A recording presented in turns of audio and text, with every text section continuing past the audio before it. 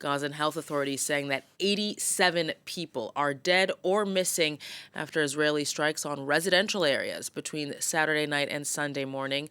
40 additional people were also injured in strikes on Beit Lahia, with the UN calling for Israel to end attacks on civilians and protect the displaced. Now, for more on the latest situation, then we're going to speak to former Israeli hostage negotiator Gershon Baskin in Jerusalem. Thank you very much for joining us today.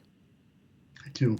Now, it has been 4 days since Yahya Sinwar was killed. Many leaders, of course, suggested that his death could have been or could be the beginning of the end of this war. But it almost feels like things have escalated since then. What do you think are now the biggest remaining barriers to peace, even though the Hamas leader is dead?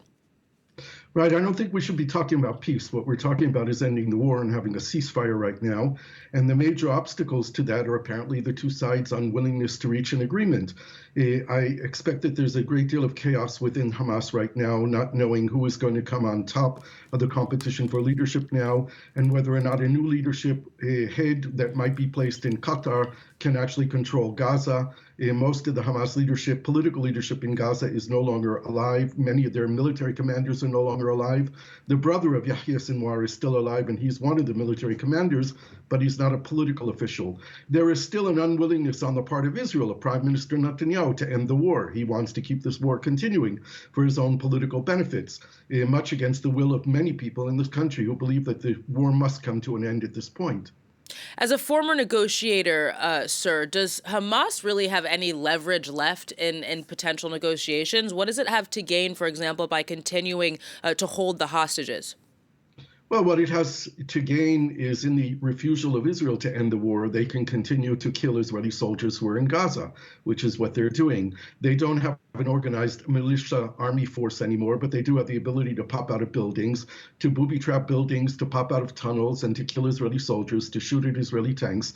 They still have a considerable amount of weapons in their stockpile, and they can do this for quite some time to come. Their bargaining card is mainly the hostages that they're holding, 101 hostages. Many of them, if not most of them, are probably no longer alive. And Mr. Netanyahu seems willing to sacrifice the rest of them.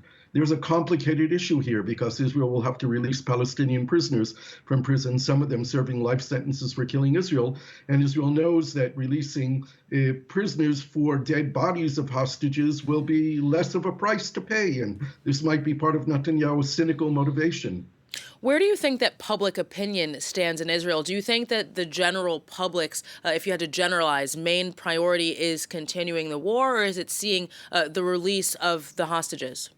I think the main priority of a majority of Israelis is releasing the hostages, but no one is willing to end the war. Very few people in Israel are willing to end the war if Hamas is going to remain in control of Gaza. And this is another sticking point. This is also a sticking point for the United States, which has been trying to push for an agreement as well. But the U.S. will not support any agreement that leaves Hamas in control of Gaza. Now, I've been told by Hamas leaders that they are willing to transfer the control of Gaza to a civilian technocratic government of which they are not part of. But that needs to be worked out in official negotiations, and the mediators, Qatar and Egypt, need to hear it directly from Hamas, not through me, because I hold no official position whatsoever. Dr. Gershon Baskin, unfortunately, that's all we have time for, but thank you very much for your time today. Thank you.